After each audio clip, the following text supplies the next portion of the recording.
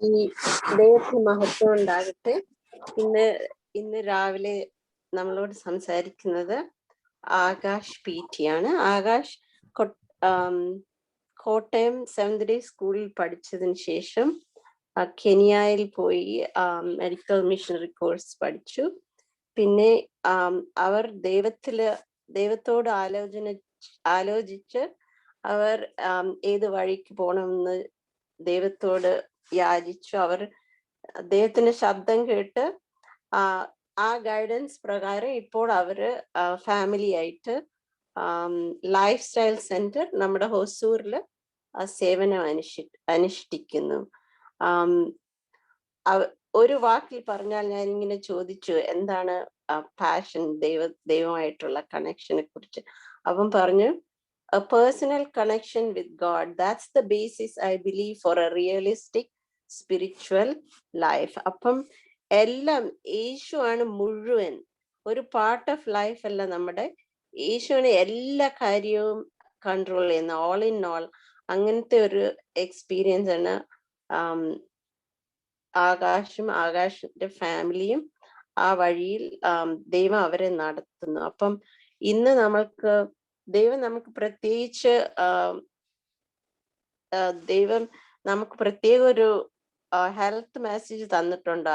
100 വർഷങ്ങൾക്ക് മുമ്പേ ഈ മെസ്സേജ് തന്നിട്ടുണ്ട്. അത് ഈ ലോകം മുഴുവൻ ഇന്ന് ദൈവം നമ്മൾ പറഞ്ഞ് അതനുസരിച്ചെങ്കിൽ ഇന്ന് നമ്മൾ മോർ ഹെൽത്തിയർ പീപ്പിൾ ആയിരിക്കും. അതുമല്ല, ദൈവമായിട്ടുള്ള കണക്ഷൻ ഡീപ്പൻ ചെയ്യാൻ സഹായിക്കും. ദൈവം സംസാരിക്കുന്നത് നമ്മൾക്ക് കേൾക്കാൻ പറ്റുമായിരുന്നു. പക്ഷേ നമ്മൾ എല്ലാവരും ആടുകളെ പോലെ ദൂരെ പോയി, അതൊന്നും കീഴ്പ്പെടാതെയും ഒക്കെ. അതുകൊണ്ട് പിന്നെയും നമ്മളെ ദൈവം തിരിച്ചു വിളിക്കുന്നു. അപ്പം ആ മെസ്സേജസ് തിരിച്ച് നമ്മൾ അനുസരിക്കാൻ തുടങ്ങുമ്പോൾ നമ്മൾക്ക് വീണ്ടും ദൈവം നമ്മളെ സഹായിക്കും. അതുകൊണ്ട് ഇന്ന് പ്രത്യേക മെസ്സേജിന് വേണ്ടി ആകാശിനെ ഇൻവൈറ്റ് ചെയ്യുന്നു. ഇപ്പോൾ ഈ സമയം ആകാശ് ഇസ് ഫോർ യു.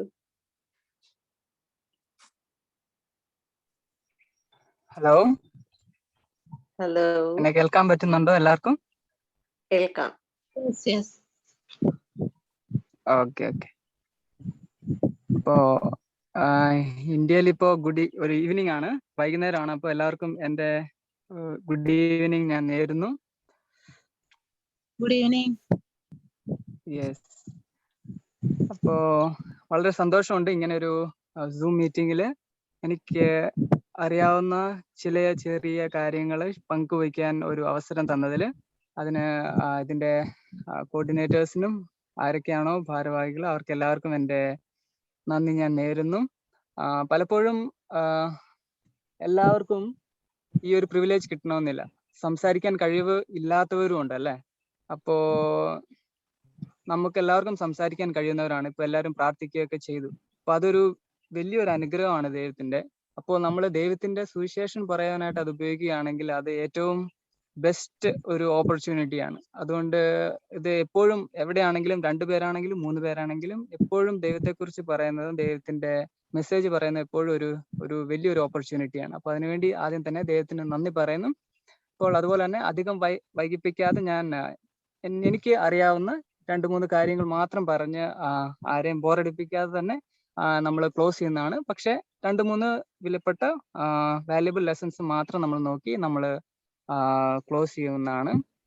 അപ്പോൾ ഇന്നത്തെ ടോപ്പിക് എന്ന് പറയുന്നത് നമുക്ക് എല്ലാവർക്കും അറിയാം, health loss versus health principles എന്നാണ് ഇന്നത്തെ ടോപ്പിക്. അപ്പോ നമ്മള് അഡ്വന്റിസ്റ്റ് സർക്കിളിൽ നമ്മൾ നോക്കുകയാണെങ്കിൽ, നമ്മൾ ബോൺ അഡ്വന്റിസ്റ്റ് ആണെങ്കിൽ അപ്പോൾ നമുക്ക് എല്ലാവർക്കും അറിയാം ഹെൽത്ത് മെസ്സേജ് എന്നുള്ളത് ദൈവം നമ്മുടെ സഭയ്ക്ക് വേണ്ടി തന്നതാണ് അല്ലെ. അപ്പൊ ഞാനും വളർന്ന സമയത്ത് എനിക്കും മമ്മി പറഞ്ഞു തരുമായിരുന്നു. അപ്പൊ പലപ്പോഴും പല സമയത്ത് നമ്മുടെ ഒരു ആറ്റിറ്റ്യൂഡ് എന്ന് പറയുന്നത് ഒരു വ്യത്യാസമാണ്. നമ്മുടെ സഭയിലെ സർക്കിളിൽ നമ്മൾ അഡ്വന്റിസ്റ്റ് സർക്കിളിൽ നോക്കുകയാണെങ്കിൽ പലപ്പോഴും ഹെൽത്ത് മെസ്സേജ് എന്ന് പറയുമ്പോൾ പല വിശ്വാസികൾക്കും ഒരു എതിർപ്പിന്റെ ഒരു ഇതാണ് വരുന്നത്. അല്ലാതെ ഒരു താല്പര്യമില്ലായ്മയാണ് പലരും കാണിച്ചു വരുന്നത് അല്ലേ. അങ്ങനെയല്ലേ?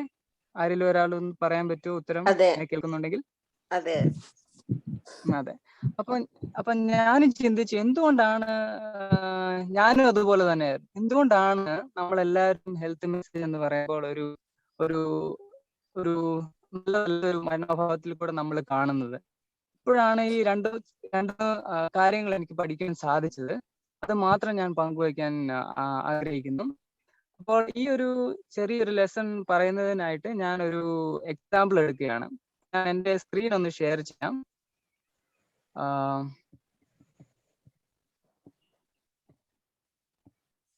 എല്ലാവർക്കും കാണാമോ? കാണാം. ഓക്കെ.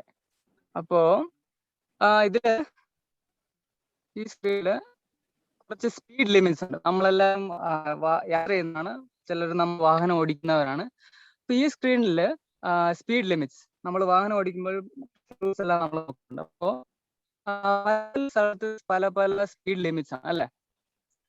അപ്പോ ഈ ആദ്യത്തെ സ്ഥലം നിയർ സ്കൂൾസ്, നമുക്ക് ആദ്യം തന്നെ റോഡ് മാർഗം എടുക്കാം. നിയർ ദ സ്കൂൾസ് എത്ര കിലോമീറ്റർ വേഗത്തിൽ നമുക്ക് ഇന്ത്യയിൽ പോകാം? Akash, can you please turn your video on?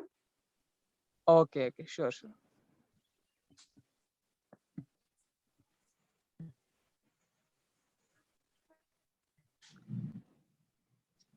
ഞാനിപ്പോ ഒരു വേറെ സ്ഥലത്താണ് നിൽക്കുന്നത്. അപ്പൊ ഇന്റർനെറ്റ് ഉള്ള ഒരു സ്ഥലത്തേക്ക് ഞാൻ മാറിയതുകൊണ്ടാണ് പുറകിൽ കുറച്ച് നാച്ചുറൽ ആണ്. അപ്പോ ഓക്കെ. സോ നിയർ സ്കൂൾസ് എത്ര കിലോമീറ്റർ വേഗതയിൽ വരെ നമുക്ക് പോകാൻ സാധിക്കും? ആർക്കെങ്കിലും പറയാമോ? ഇന്ത്യൻ റോഡില് എത്രയാണ്? ഇന്ത്യൻ റോഡില് സ്കൂളിന്റെ അരികെ എത്ര സ്പീഡ് വരെ പോകാൻ പറ്റും? ആർക്കെങ്കിലും അറിയാമോ? വാഹനം ഓടിക്കുന്ന 40 അല്ലേ? ഓക്കെ. നമ്മുടെ ട്രാഫിക് റൂൾ പറയുന്നത് 30 km/h എന്നാണ്. ഓക്കെ, ഏതായാലും ഏകദേശം അടുത്ത് തന്നെ വരുന്നുണ്ട്. അപ്പോൾ നെക്സ്റ്റ്, ഗാർഡ് റോഡ്സ് അല്ലെങ്കിൽ മലകളുടെ ഇടയിലുള്ള റോഡ്സിൽ നമുക്ക് എത്ര സ്പീഡ് വരെ പോകാൻ പറ്റും? ഇന്ത്യൻ റോഡ്സിൽ ട്രാഫിക് അനുസരിച്ച് എത്ര പോകാൻ പറ്റുമായിരിക്കും?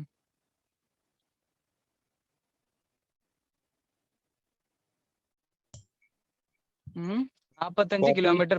അതാണ് മലനിരകളിൽ നമുക്ക് വാഹനം ഓടിക്കാൻ പറ്റുന്നത്. ഓക്കെ 40 അല്ലെങ്കിൽ 45. ഓക്കെ, ഇത് ഞാൻ നെറ്റിൽ നിന്നും നമ്മുടെ ട്രാഫിക് റോഡ് ഇതിൽ നിന്നും ഞാൻ എടുത്തതാണ്. ഏകക്കുറെ ഇത് ശരിയായിരിക്കണം. അപ്പോൾ അടുത്തതായിട്ട് സ്റ്റേറ്റ് ഹൈവേസിലൂടെ എത്ര സ്പീഡ് പോകാം? റോഡ് ട്രാഫിക് റൂൾ എന്താണ് പറയുന്നത്? In state highways how many kilometres can we go speed? 60 minimum 60 minimum. Okay, ഒരു ഏകദേശം ഒരു ആവറേജ് 70 kilometers എന്നാണ് പറയുന്നത്. ഓക്കെ ശരി. അപ്പൊ നാഷണൽ ഹൈവേസിൽ എത്ര സ്പീഡിൽ പോവായിരിക്കും? National highways in India maybe 70 plus, and in abroad they go 110. അതെ കറക്റ്റ്. അപ്പോ ഏകദേശം 90 km/h നമുക്ക് സ്റ്റേറ്റ് നാഷണൽ ഹൈവേസ്. ഓക്കെ, അപ്പോൾ അടുത്ത് വരണം ഇൻ ടൗണില് നമുക്ക് എത്ര സ്പീഡ് വരെ പറ്റും? ടൗണില് 50. അതിലും മിനിമം ആണ് 30-40 ആയിരിക്കണം.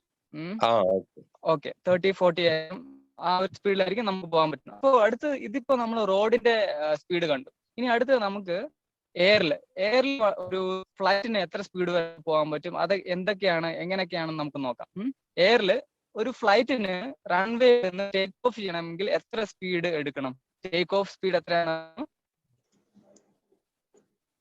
Take off speed will be high because I am working in that runway only. So I know the plane will be take off നല്ല സ്പീഡ് ആയിട്ടുണ്ട്. അത് we can't measure. ഓക്കെ. അപ്പൊ ഞാനൊരു 2-3 സൈറ്റ്സിലൊക്കെ ഞാൻ കയറി നോക്കി. അപ്പൊ അവര് പറയുന്നത് ഒരു 250-300 kilometers ആണ് റൺവേ സ്പീഡ് എന്ന് പറയുന്നത്. ഓക്കെ, റൺവേ സ്പീഡ്, എയറിലുള്ള സ്പീഡല്ല, റൺവേ സ്പീഡ്. അതാണ് ഞാൻ 2-3 സൈറ്റ്സ് എല്ലാം നോക്കി ഒരു ആവറേജ് ഞാൻ കണക്ക് കൂട്ടി എടുത്തത്. റൺവേ സ്പീഡ് എന്ന് പറയുന്നത് 250-300. കറക്റ്റ് ആണോ സാറേ? yes, correct. Yes, correct. Okay ശരി. Okay sir. ഇപ്പോ ടേക്ക് ഓഫ് ചെയ്ത് കഴിഞ്ഞപ്പോൾ എയറിൽ, വായുവിൽ അതിന് പറക്കണമെങ്കിൽ എത്ര സ്പീഡ് അത് പറക്കാൻ പറ്റും? എത്ര സ്പീഡ് പറക്കണമെങ്കിൽ സ്പീഡിൽ? Maybe according to the weather എങ്ങനെ ഉണ്ട് നോക്കിയിട്ട് ആ ഒരു സ്പീഡ് ഉണ്ടാക്കും. ഒരു ആവറേജിൽ 800 to 900 km/h എയറിൽ ഒരു ഫ്ലൈറ്റ് പോകണമെങ്കിൽ ഇതിന്റെ ഒരു സ്പീഡ് എന്ന് പറയുന്നത്. അപ്പൊ ഞാൻ ഒരു ചോദ്യം ചോദിക്കാം, എന്തുകൊണ്ടായിരിക്കും പല പല സ്ഥലത്ത്, അല്ലെങ്കിൽ നമുക്ക് ഇങ്ങനെ പറഞ്ഞൂടെ, the speed limit in India is 100 km/h. I don't care whether it's in schoolways, hard roads, highways, national highways, town, in the air, take off. എന്തുകൊണ്ട് നമുക്ക് അങ്ങനെ പറഞ്ഞുകൂടാ? എന്തുകൊണ്ട് നമുക്ക് സ്പീഡ് ലിമിറ്റ് ഉണ്ട്? എന്തുകൊണ്ടാണ് അങ്ങനെ? ആർക്കെങ്കിലും പറയാമോ? Because we have to save our life. ചിന്തിച്ചു നോക്കാം. We have to save our life. Yes, exactly. So you are coming directly to the point, sir. അപ്പോ എന്തുകൊണ്ടാണ് നമ്മൾ പല പല സ്പീഡ് ലിമിറ്റ്സ് വെക്കുന്നത്? അപ്പൊ നമുക്ക് പടിപടിയായിട്ട് നമുക്ക് സ്റ്റെപ്പ് ബൈ സ്റ്റെപ്പ് ആയിട്ട് പോവാം. അതൊരു ഒരു കാരണമുണ്ട് അതിന്. അതിന്റെ ഒരു ഒറ്റ വാക്കിൽ പറയാൻ പറ്റുമോ സാറേ? ഒറ്റ വാക്കിൽ ആർക്കെങ്കിലും പറയാമോ? We have to save our life. Can you tell me in one word? It starts with letter S.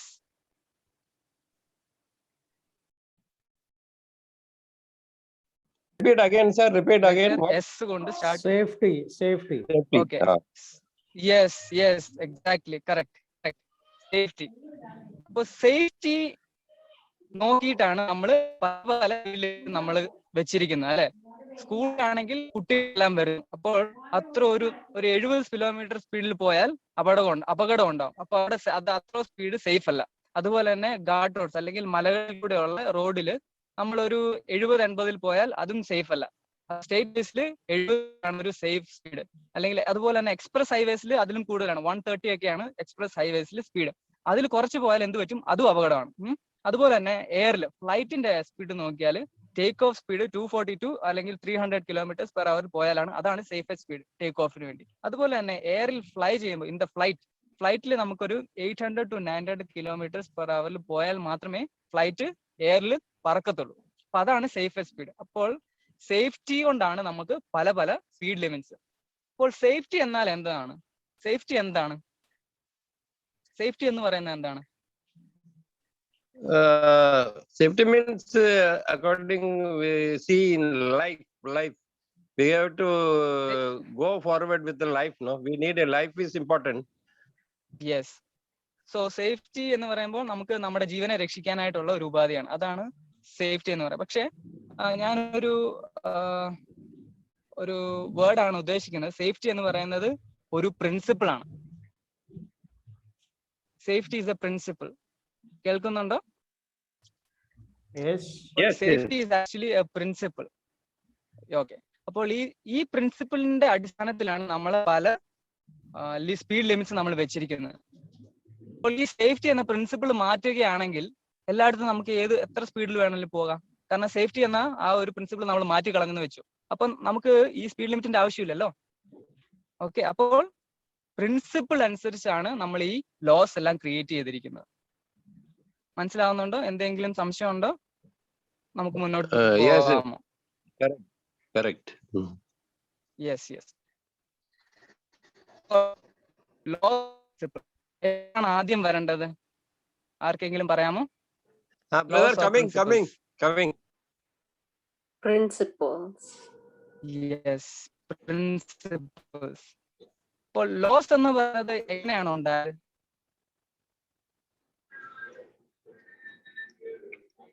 Loss എങ്ങനെയാണ് ഉണ്ടായത്?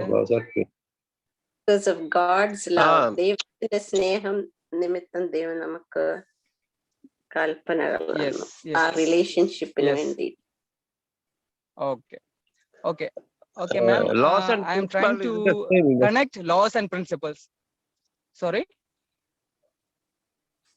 Laws and principle is same, means brings the same meaning. Okay. So നമുക്ക് പലർക്കും പല പല definitions ഉണ്ട് അല്ലേ? Yes, okay, പറഞ്ഞോളൂ. പ്രിൻസിപ്പിളിനെ lift ചെയ്യാൻ വേണ്ടി ലോസ് തന്നിട്ടുണ്ട്. പ്രിൻസിപ്പിളിനെ ഫോളോ ചെയ്യാൻ വേണ്ടി. Yes, yeah, you are almost hitting the nail മാം.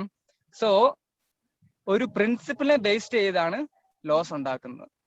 മനസ്സിലാവുന്നുണ്ടോ? ഞാൻ ക്ലിയർ ആണോ പറഞ്ഞതിൽ? ഏതൊരു ലോസിനും ആദ്യത്തെ ഫൗണ്ടേഷൻ എന്ന് പറയുന്നത് പ്രിൻസിപ്പിൾസ് ആണ്. കറക്റ്റ് അല്ലേ? കറക്റ്റ് അല്ലേ? അപ്പൊ നമ്മുടെ 10 കൽപ്പന എന്ന് പറയുന്നത് ലോ ആണ് അല്ലെ? Commandments, law.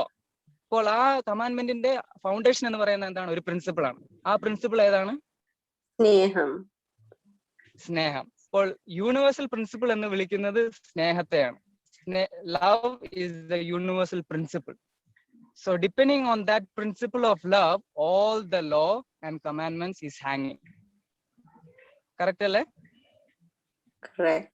അപ്പോൾ ഓക്കെ, അപ്പോൾ നമ്മൾ ഈ ഒരു ബന്ധം നമുക്ക് മനസ്സിലാകാതെ പോകുമ്പോഴാണ് നമുക്ക് പല കാര്യങ്ങൾക്കും ഒരു ബേർഡൻ ആയി തീരുന്നത്.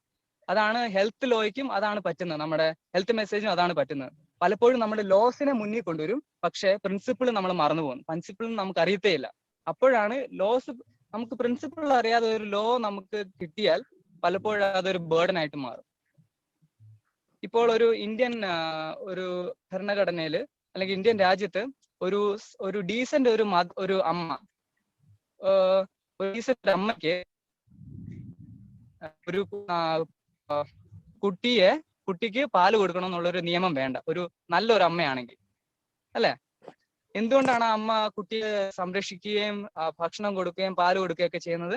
ഒരു പ്രിൻസിപ്പിളിനെ ബേസ് ചെയ്താണ്. ആ പ്രിൻസിപ്പിൾ ഏതാണ്? സ്നേഹം. ഇപ്പൊ അപ്പൊ പെറ്റമ്മ അല്ലാത്ത വേറൊരാൾക്ക് ഈ ഒരു എക്സാമ്പിൾ ഒരാളാണെന്ന് വിചാരിച്ചു, അത്ര സ്നേഹമൊന്നുമില്ല.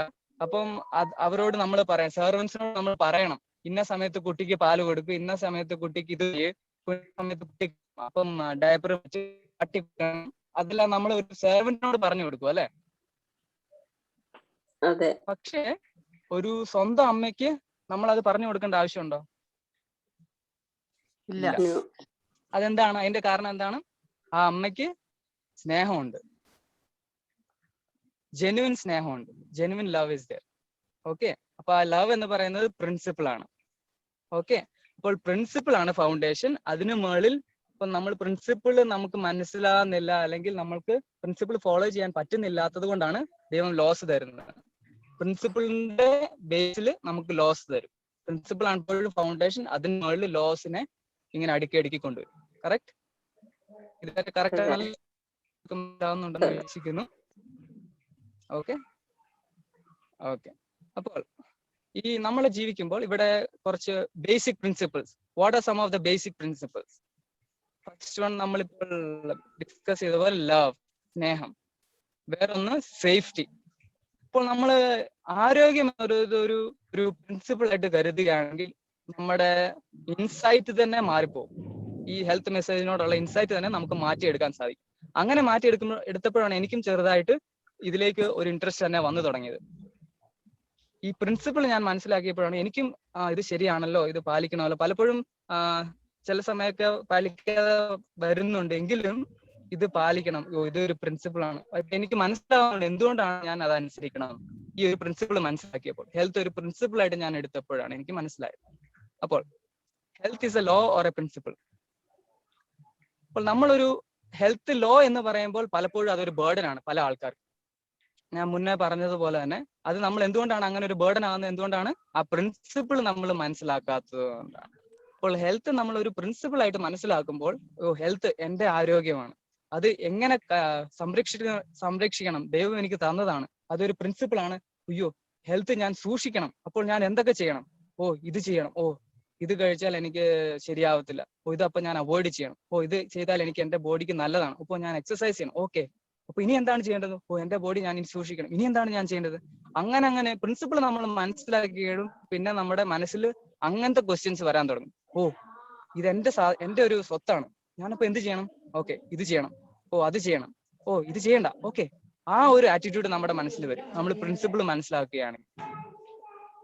ഇപ്പൊ നമ്മൾ ഒരാളെ സ്നേഹിക്കുകയാണെങ്കിൽ നമ്മൾ ആ ഒരു വ്യക്തിയെ നമ്മൾ അറിയാൻ ശ്രമിക്കും. എന്തുകൊണ്ടാണ്? ആ സ്നേഹം കൊണ്ട്. നമ്മൾ സ്നേഹം കൊണ്ട് ആ ഒരു വ്യക്തിയെ അറിഞ്ഞു കഴിയുമ്പോൾ നമ്മൾ പിന്നെ വിചാരിക്കും എന്തൊക്കെ ഇഷ്ടമുണ്ട്, എന്തൊക്കെ ഇഷ്ടമില്ല. അപ്പോൾ നമ്മൾ അറിഞ്ഞ് നമ്മളത് ഇത് ചെയ്യും. ഇഷ്ടമില്ലാത്തതുകൊണ്ട് നമ്മൾ ഇത് ചെയ്യത്തില്ല. അങ്ങനെ നമ്മൾ ചൂസ് ചെയ്യും അല്ലെ? ആ ഒരു പ്രിൻസിപ്പിൾ ഉള്ളതുകൊണ്ടാണ്. അപ്പോൾ ഹെൽത്തും ഒരു പ്രിൻസിപ്പിൾ ആണ്. അപ്പോൾ ആ പ്രിൻസിപ്പിൾ നമ്മൾ മനസ്സിലാക്കി കഴിയുമ്പോൾ നമ്മുടെ ആറ്റിറ്റ്യൂഡെ മാറുവാൻ തുടങ്ങും. ഓ, ഇതെന്റെ ഹെൽത്ത് ആണ്, അപ്പോൾ ഞാൻ ഇത് ചെയ്യണം.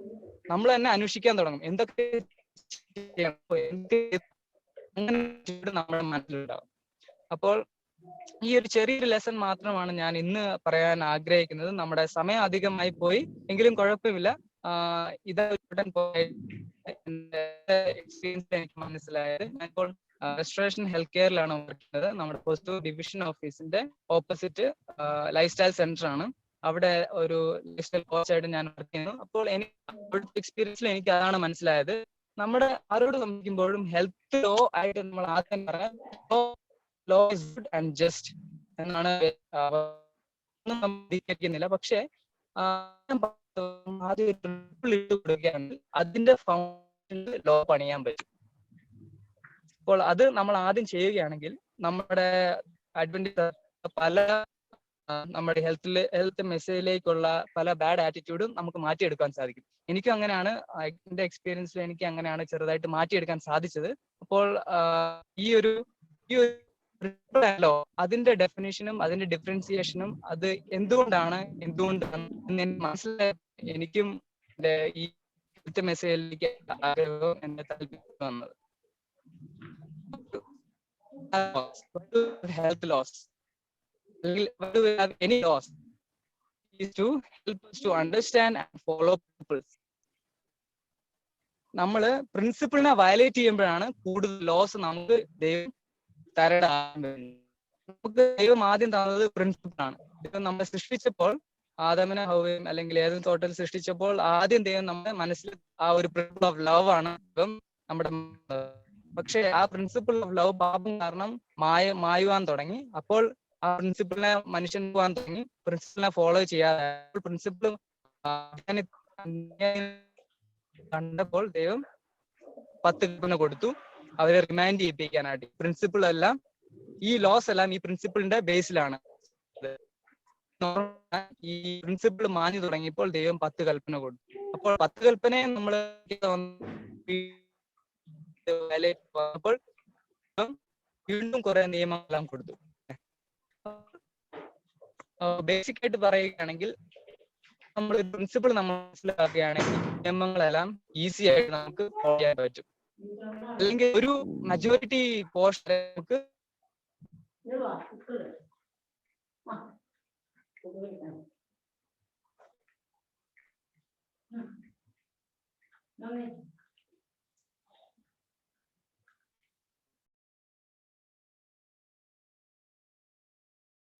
Okay, I think we lost him, but we just want to thank him for that message. And I also have a question. If you all like more of this kind of message, ഇങ്ങനെ നമ്മുടെ ഇപ്പൊ ഈ കാലയളവ് ഭയങ്കര പ്രയാസമുള്ള ഈ Covid സമയം നമ്മുടെ ഇമ്മ്യൂൺ സിസ്റ്റം ഒക്കെ പ്രൊട്ടക്ട് ചെയ്യാൻ ആ ജ്ഞാനം നമ്മൾക്ക് വേണം. അപ്പം ഇങ്ങനത്തെ മെസ്സേജ് ഇഷ്ടം നിങ്ങൾക്കുണ്ടെങ്കിൽ നിങ്ങൾക്ക് ആവശ്യപ്പെടാം. ഇനിയും ഫ്യൂച്ചറിൽ നമുക്ക് ഇങ്ങനെ വേറെ ആൾക്കാരെ ഡോക്ടേഴ്സിനെ കൊണ്ടുവന്ന് we can also give messages. അപ്പം if you have that interest, chat ബോക്സിൽ നിങ്ങൾക്ക് എക്സ്പ്രസ് ചെയ്യാം. പിന്നെ ഇപ്പോൾ ഈ മെസ്സേജ് തന്ന് ആകാശിന് വേണ്ടി നന്ദി പറഞ്ഞോളൂ.